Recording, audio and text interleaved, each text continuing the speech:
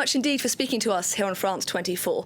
Now, President Erdogan hasn't always been an outspoken supporter of converting Hagia Sophia back into a mosque, but he has certainly been in recent months. What should we be reading into the timing of this move, do you think? I think for Erdogan, this is one of the few things that he really has the power to deliver to his support base in Turkey. Erdogan is a populist president, and he's constantly concerned about how to keep the loyalty of his base. But as your news segment demonstrated, the economy is really in very bad shape in Turkey, and I think Erdogan's options are quite limited. For one small gesture, he can demonstrate to at least his pious Islamic base that as president, he's able to deliver benefits to them that have eluded them for, over 80 years. Now, of course, this reconversion has proved highly controversial. A lot of different groups do have deep historical ties to this building. I think those deep historical ties can still be respected even as the building is reapplied as a place of worship.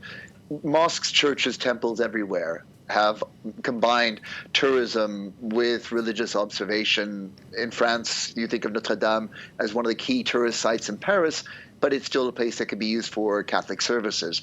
So I think the really important thing is that Turkey be held to its responsibilities to preserve the Hagia Sophia Mosque as a World Heritage Site and allow the millions who like to visit this historic building to continue to visit it, and not to do any harm to the Byzantine treasures inside the building. If it does that and still allows Muslim worship to go on in the building, I can't see where the international community will have any grounds to object to this measure. Now, many of Erdogan's critics do see this move as yet another erasure of modern Turkey's founding secular principles. Do you think there's any truth in that? I do. I think that we are seeing in Turkey's longest-serving leader, Recep Tayyip Erdogan, a real challenge to its founding leader, Mustafa Kemal Atatürk. If there's a culture war going on here, we shouldn't see it as one between Islam and Christianity. It really is one between secularism and Islam within Turkey itself. And I think here it's definitely a coup by Erdogan to try and bury the heritage of Ataturk. Ataturk was not even mentioned in the announcement about the conversion of Hagia Sophia into a mosque. This is really Erdogan trying to put his seal on the 21st century and make this his age. And also a chance possibly for Erdogan to hark back to the glory years of the Ottoman Empire. Well, Erdogan has never been shy of trying to compare himself with the greater Ottoman emperors, but it's a delicate line that he has to walk there too. We recognize that the Ottoman sultans were autocrats, and he has always taken his legitimacy from his electoral mandate, the fact that he keeps winning elections. But this is a time where Erdogan has suffered electoral defeats. He's lost the big cities in Turkey, most embarrassingly losing his hometown of Istanbul in its mayoral race.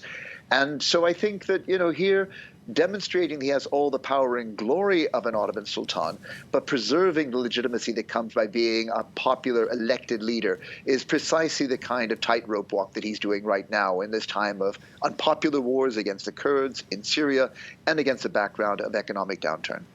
And do you think this move will play positively with the base that he's trying to appeal to?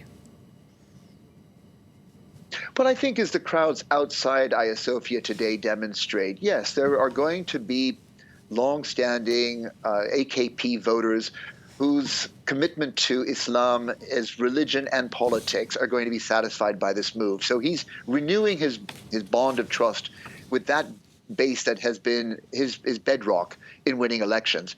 But it's not a reliable base, and one has a sense that it's a shrinking base. There's more to Turkey than just the AKP Islamist voters, and I think Erdogan will have a harder time appealing to them through this measure. Eugene Rogan, Director of the Middle East Centre at St Antony's College at the University of Oxford, thank you very much indeed.